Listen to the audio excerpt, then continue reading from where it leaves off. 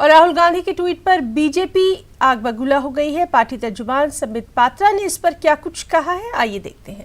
राहुल गांधी जी ने कुछ ट्वीट किया है और जिस प्रकार का भाषा का प्रयोग किया है वो वाकई आपत्तिजनक है।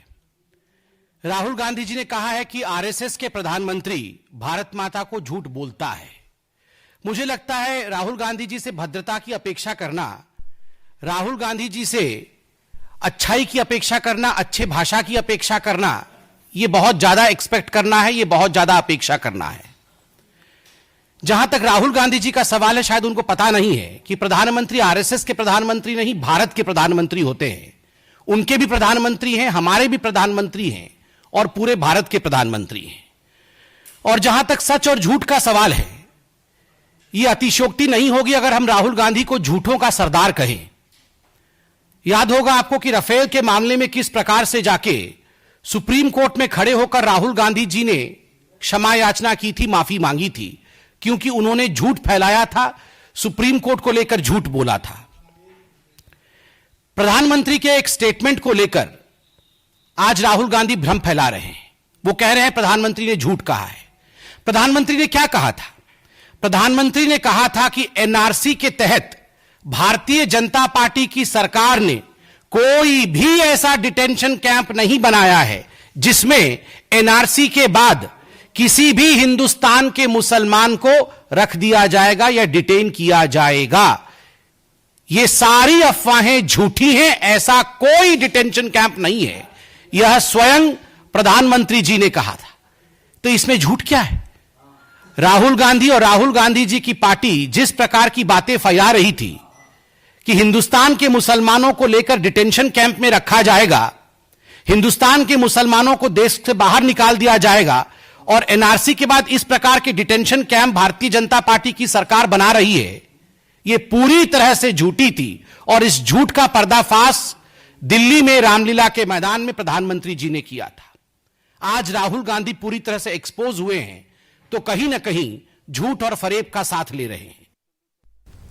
शहरियत कानून पर अमित शाह ने कहा कि बिल पर पार्लियामेंट में बहस हुई, लेकिन अपोजिशन ने बाहर निकलते ही लोगों में उलझनें पैदा कर दी। इसीलिए कांग्रेस की क़यादत में टुकड़े टुकड़े गैंग दिल्ली में तशद्दुद के लिए जिम्मेदार है। सिटीजनशिप अमेंडमेंट बिल पर संसद के अंदर चर्चा हुई, सब जगह चर्चा हुई, कोई कुछ बोलने को तैयार नहीं, इधर उधर की बातें करते थे। बाहर निकलकर इसमें भ्रम फैलाना चालू किया और दिल्ली को अशांत किया।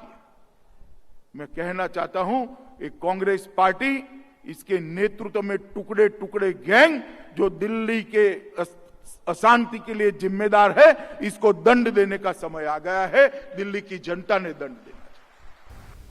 20 दिसंबर को मेरठ में हुए तशद्दुद के बाद जहां एक जानिब गिरफ्तारियों का सिलसिला जारी है, वहीं दूसरी तरफ तशद्दुद के दौरान हुए अवामी इमलाक के नुकसानात की भरपाई के लिए नोटिस जारी कर दिया गया है। पुलिस की जानिब से की जा रही इस कार्रवाई को मुस्लिम समाजी और मिली तंजीमें जानिबदाराना करार दे रही हैं। ये तंजीमें हुकूमत की नीयत पर भी सवाल उठा रही हैं। जैसे कि आप जान रहे हैं कि जहाँ पे हिंसा हुई थी वहाँ पे हम लोगों ने ऐसे लोगों को चिन्हांकित किया है। 13 FIR हैं, 148 नामजद हैं। उनके खिलाफ जो हमारा 40 लाख का सरकारी संपत्ति का नुकसान हुआ है, उसको वसूलने के लिए सबको नोटिस जारी कर दिए गए हैं। इसके अलावा उस 4 थानों में लगभग हजारों की संख्या में जो है लाइसेंस निर्गत थे। उनमें से 117 लोगों को आइडेंटिफाइड किया गया है, जिनके द्वारा ये संभावना व्यक्त की जा रही है थाने के माध्यम से, LI के माध्यम से, कि इनके द्वारा उसमें उन तमंचों का और लाइसेंस का जो है यूज किया गया है। तो उनको नोटिस जारी किए गए हैं। तो ये अकल से परे की बात है कि किस तरीके का सीएम ने ऑर्डर किया है, क्योंकि इससे पुलिस को और जुल्म करने का मौका मिलेगा। बेकसूर को फंसा के वो ये साबित करेगी कि इन्होंने जो है ये बवाल किया है, उनकी संपत्ति को जब्त किया जाएगा। दूसरी बात यह है कि जब तक उसका केस अदालत में चलेगा, अभी तक तो मुलजिम है, जब अदालत उसको मुजरिम मान लेगी, तस्लीम कर लेगी, उसको सज़ा सुना देगी कि वाकई में यही मुजरिम था, तभी तो आप उसकी संपत्ति से उसकी भरपाई कर पाएंगे। अभी तक तो मुजरिम है नहीं, मुलजिम है। आप पुलिस ही तो कह रही है कि मुलजिम है, इसने किया है, नुकसान पहुंचाया है, लेकिन ये फैसला तो अदालत करेगी कि इसी ने पहुंचाया है, मुजरिम है या नहीं। जब अभी तक वो मुजरिम ही साबित नहीं हुआ तो उसके माल को जब्त कर लेना, ये तो एक जुल्म होगा और ये तो एक बहुत।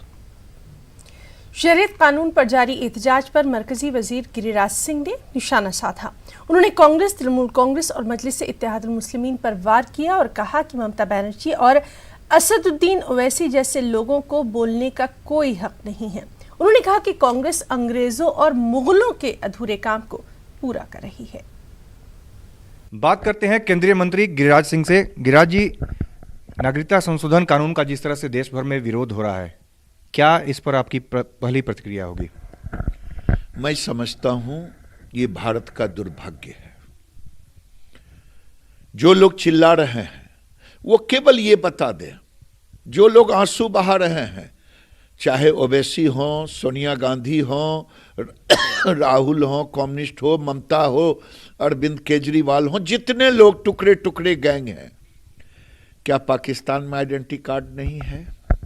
क्या बांग्लादेश में नहीं है? क्या दुनिया के किसी देश में नहीं है? क्या जब कोई आदमी राशन से लेकर के वोटर बनवाने तो हर चीज में जरूरत पड़ता है कि नहीं? राशन कार्ड के लिए जरूरी है, आयुष्मान भारत के लिए जरूरी है, सब जानता है। लेकिन इनकी मंशा है भारत को तबाह करना, भारत को कमजोर करना, भारत को तोड़ देना।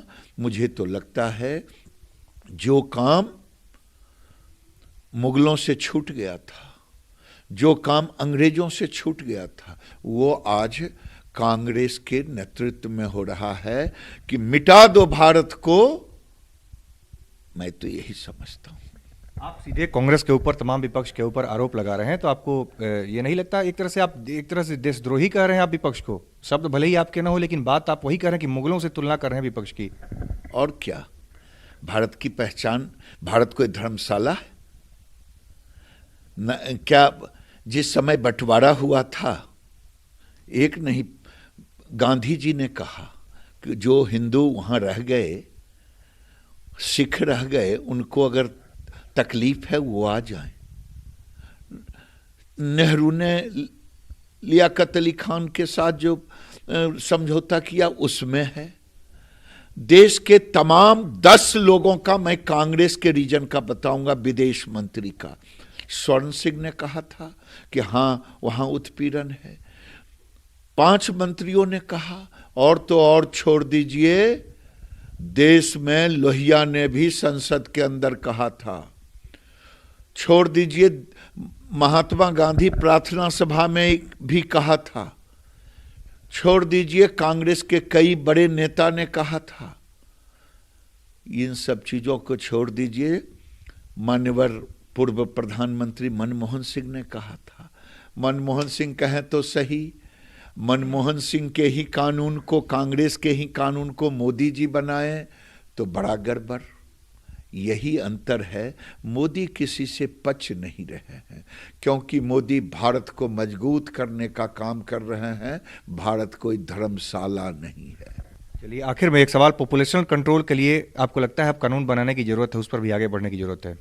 अब देश में जो स्थितियां हैं, प्रति वर्ष 2 करोड़ लोग पैदा ले रहे हैं, और ये 2 करोड़ पैदा ले रहे हैं, हमारे संसाधन सीमित हैं, रोजगार सीमित हैं। तो इस स्थिति में सामाजिक समरसता के लिए, विकास के लिए अति आवश्यक है। और आज मैं देख रहा हूं, उसका भी, अगर ये कानून आएगा, उसका भी विरोध ये लोग करेंगे। बहुत बहुत धन्यवाद। तो ये थे केंद्रीय मंत्री गिरिराज सिंह। कैमरामैन प्रहलाद के साथ अमितेश, न्यूज़ 18 दिल्ली। मरकजी वजीर मुख्तार अब्बास नकवी ने एनपीआर पर अपोजिशन पर निशाना साधा। उन्होंने कहा कि एनआरसी और सीएए पर वावेला मचाने से अपोजिशन को कोई फायदा नहीं हुआ, इसीलिए वो अब एनपीआर पर हंगामा खड़ा कर रही है। हमारे साथ बातचीत करने के लिए हैं केंद्रीय मंत्री मुख्तार अब्बास नकवी। सर, एनपीआर को लेकर लगातार अब विवाद विपक्ष खड़ा करना शुरू कर दिया है। खुद जो सोशल एक्टिविस्ट हैं अरुंधति रॉय, वो कह रही हैं कि कोई भी आपसे आपका नाम पूछने आए तो रंगा बिल्ला बताइए, पता पूछे तो 7 रेस कोर्स बताइए। आप समझ लीजिए, ये जो सारे के सारे लोग हैं, ये पूरी की पूरी तरह से सांप सीढ़ी का खेल खेल रहे हैं। पहले किस तरह से लोगों को सिटीजनशिप एक्ट पे गुमराह करो, उसकी कोशिश हुई, फिर एनआरसी पे गुमराह करने की कोशिश हुई, अब एनपीआर पे गुमराह करने की कोशिश हो रही है। और शुद्ध रूप से ये सांप और सीढ़ी का खेल है, क्योंकि इनको लगा कि अब साहब ये सिटीजनशिप एक्ट में तो कुछ निकल नहीं रहा है, तो बड़ी चतुराई के साथ उन्होंने सिटीजनशिप एक्ट को और एनआरसी को जोड़ने की कोशिश की। अब उसमें भी कुछ नहीं निकला तो एनपीआर को जोड़ने की कोशिश की, और ये शुद्ध रूप से सांप सीढ़ी का खेल है। किस तरह से गुमराह करो, ये जो लोग इसमें ज़्यादातर कौन लोग हैं, ये वो गाली गैंग का हिस्सा है जो अब गुमराही गैंग में बदल गया है। सर, इसके अलावा खुद प्रियंका गांधी, राहुल गांधी लगातार उत्तर प्रदेश के दौरे कर रहे हैं, लोगों से मिलने जा रहे हैं। प्रियंका गांधी 28 तारीख को फिर उत्तर प्रदेश जा सकती हैं। जो सिटीजनशिप अमेंडमेंट एक्ट है उसके खिलाफ जो कांग्रेस प्रदर्शन कर रही है उसको लेकर कोई आपत्ति नहीं। जिसको भी लोकतांत्रिक ढंग से शांतिपूर्ण तरह से अपनी बात कहनी है, प्रोटेस्ट करना है, करना चाहिए। इस पे कौन आपत्ति कर सकता है? हम डेमोक्रेटिक सिस्टम है। और अगर कांग्रेस के ये नेता जो अब अभी तक कमरों में बैठे रहते थे सड़कों पे निकल रहे हैं, जा रहे हैं, चाहे गुमराह करने के लिए जा रहे हैं, लेकिन निकले तो कम से कम। ये जो है वो इनका जो थोड़ा सा एक्टिव हो जाए हाथ पैर। सर, अखिलेश यादव कह रहे हैं एनआरसी हो, सिटीजनशिप एक्ट हो या एनपीआर हो, ये तीनों ही समस्या की जड़ है। अच्छा, एक हमको बताना चाहिए, जो लोग जो है इन तीनों चीज़ों पे सवाल खड़े कर रहे हैं, इनको एक तर्क बता दें कि सिटीजनशिप एक्ट में क्या समस्या है, उनको एनआरसी में क्या समस्या है और एनपीआर में क्या समस्या है। एक चीज़ बता देंगे। अरे भाई, सिटीजनशिप जो एक्ट है वो जो इन 3 देशों के अल्पसंख्यक हैं उनके लिए है, यहाँ के हिंदुस्तान के अल्पसंख्यकों से मतलब नहीं है। एनआरसी जो है वो अभी असम के अलावा कहीं लागू नहीं हुआ। असम में जो प्रक्रिया है वो सन 1951 से चल रही है, आज से भी नहीं चल रही है। फिर कांग्रेस तो बहुत सीना ठोक के कह रही है कि साहब वाजपेयी जी ने तो कुछ नहीं किया था, हमने तो एनआरसी की प्रक्रिया को बहुत तेज़ी से आगे बढ़ा दिया।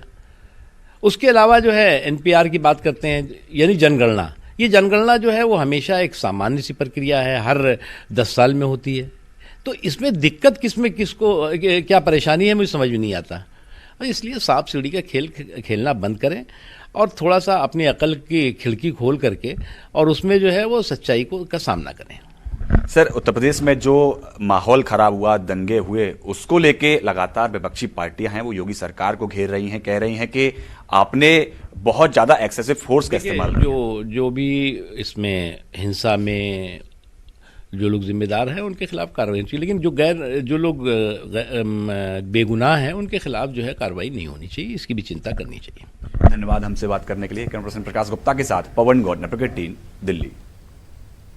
मारूफ कॉलम निगार और सामाजिक कारकुन अरुंधति राय के जरिए एनपीआर को बाइकआउट करने और गलत इंफॉर्मेशन फराहम करने के मामले में मुतनाज़ बयान दिया। और अरुंधति राय पर इस मामले में क्या कुछ कानूनी कार्रवाई की जा सकती है, इस दिन में मारूफ वकील अभिषेक राय से हमारे दिल्ली साथी सुशील पांडे ने खास बातचीत की।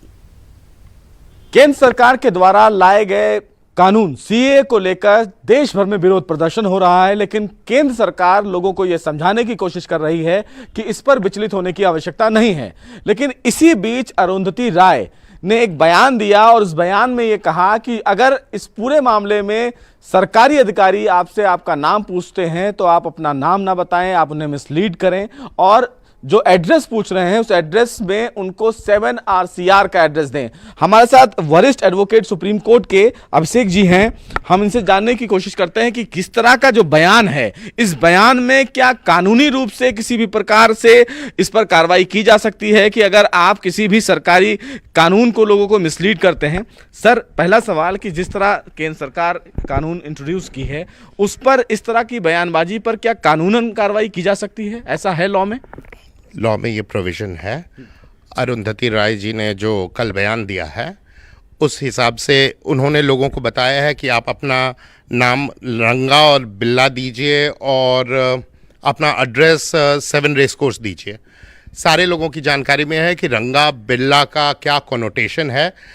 वो रेपिस्ट और मर्डरर के रूप में जाने जाते हैं, उन्हें कन्विक्शन भी हुई थी। 7 रेस कोर्स प्राइम मिनिस्टर का रेसिडेंस है, ये भी सारे लोग जानते हैं। उन्होंने लॉ में जिसे इन्यूएंडो कहते हैं उसका इस्तेमाल किया है और उन्होंने बेसिकली प्राइम मिनिस्टर को रंगा और बिल्ला देयर बाय मीनिंग कि रेपिस्ट और मर्डरर कहा है।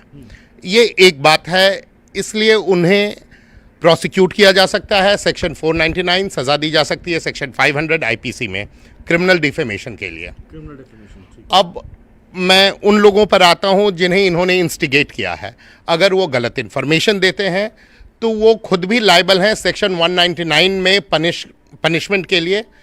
क्योंकि सेक्शन 199 में पब्लिक सर्वेंट से मांगा गया कोई भी डिक्लेरेशन जो आप जानबूझकर झूठ बताते हैं वो पनिशेबल ऑफेंस है।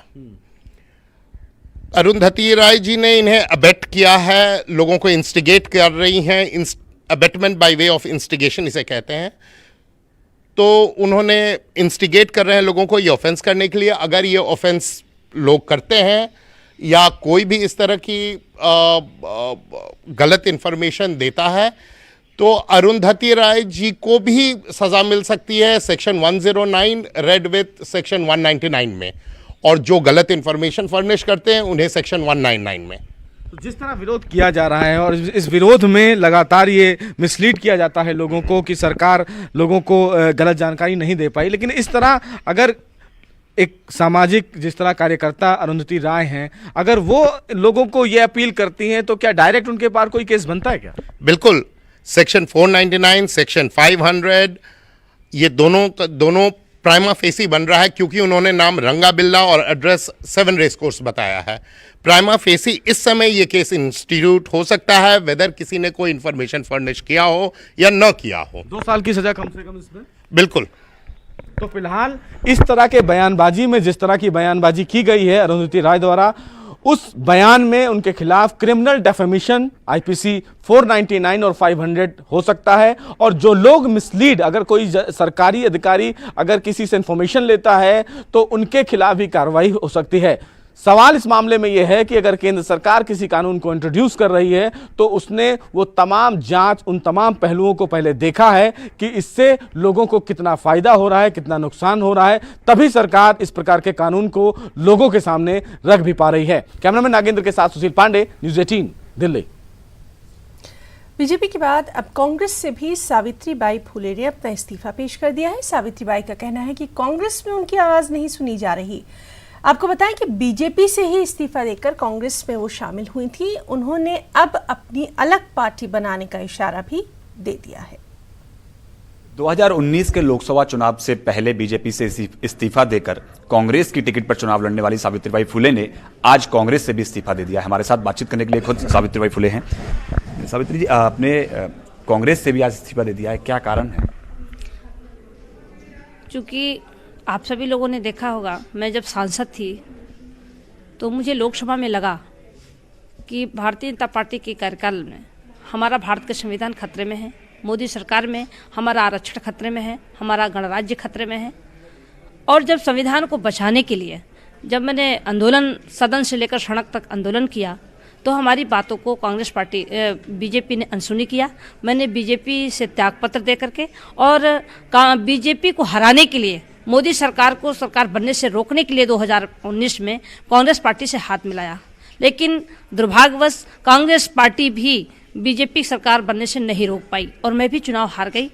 मैं लगातार संविधान को बचाने, आरक्षण कोटा पूरा कराने, ईवीएम हटाओ, बैलेट पेपर से चुनाव कराओ, इसको लेकर लगातार मैं आंदोलन करती रही। और इस आंदोलन को गति देने के लिए जब कांग्रेस पार्टी के राष्ट्रीय महासचिव प्रियंका गांधी से मैंने बात किया कि संविधान को लागू कराने, आरक्षण कोटा पूरा कराने, ईवीएम हटाओ, बैलेट पेपर से चुनाव कराने के लिए मैं आंदोलन करना चाहती हूं, तो उन्होंने कहा, कहाँ है संविधान लागू होगा? आरक्षण कोटा की बात कर रही हो, आप इस पर बात चर्चा मत करिए।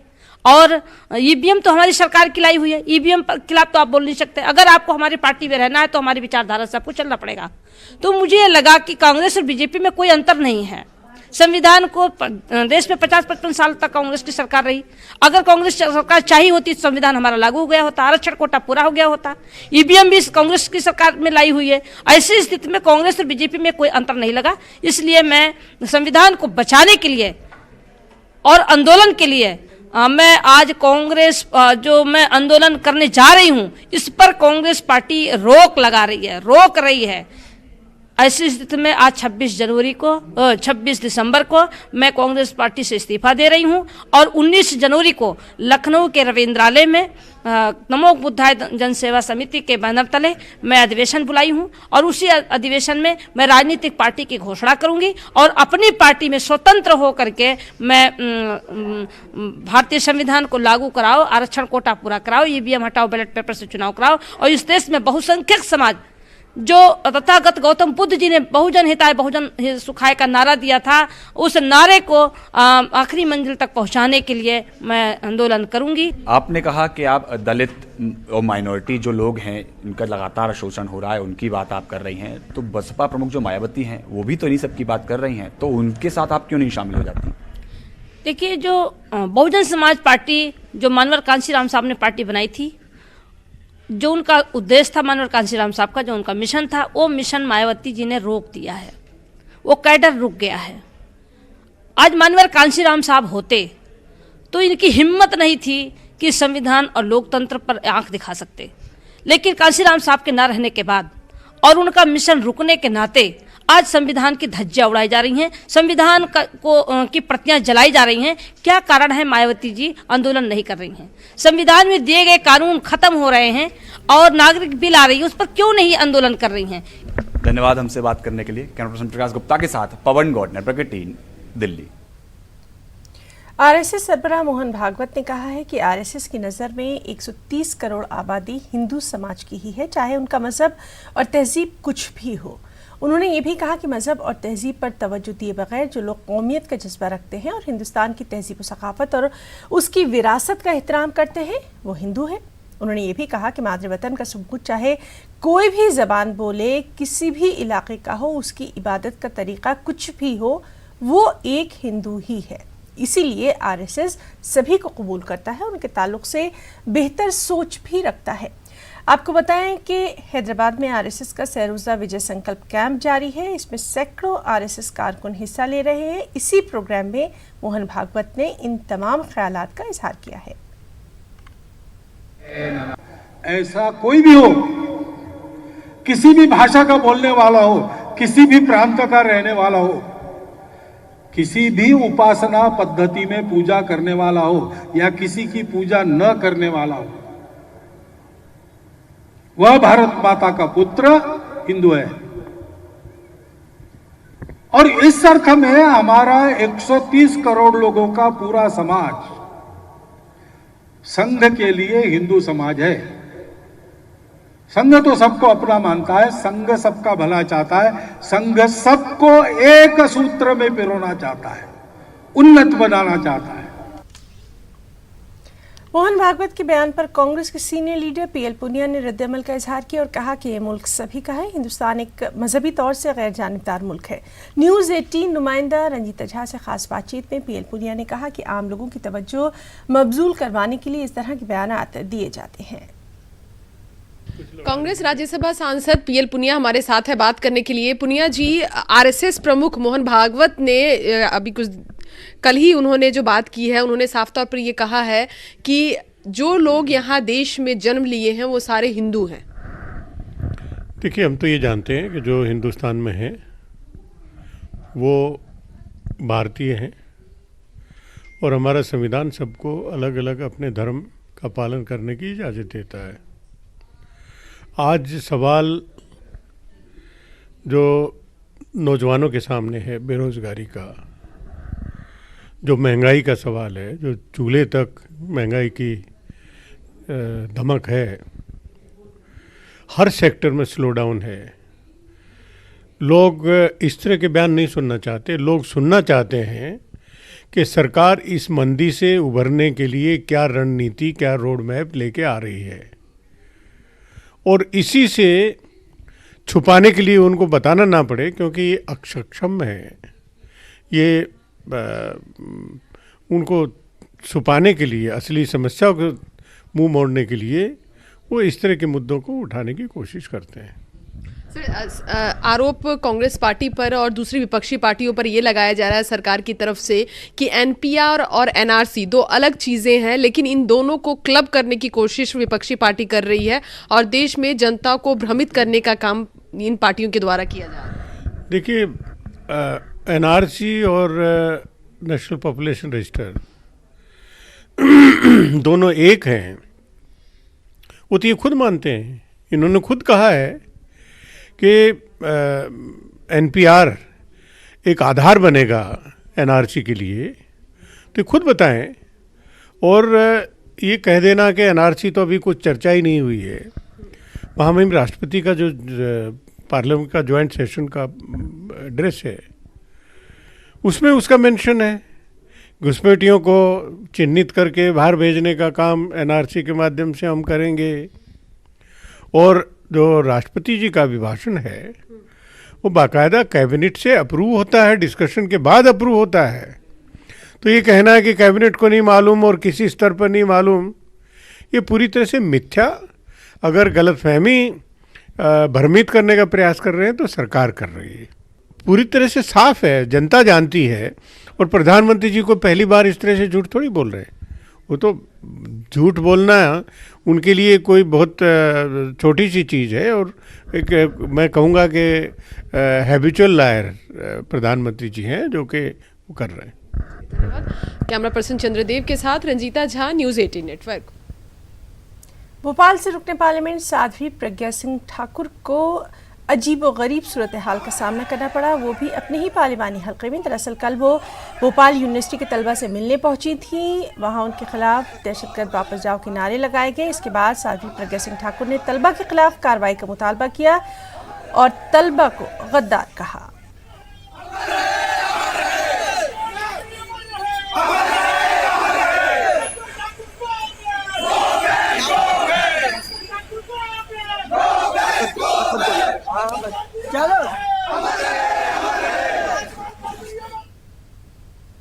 खबरों में इतना ही। आधा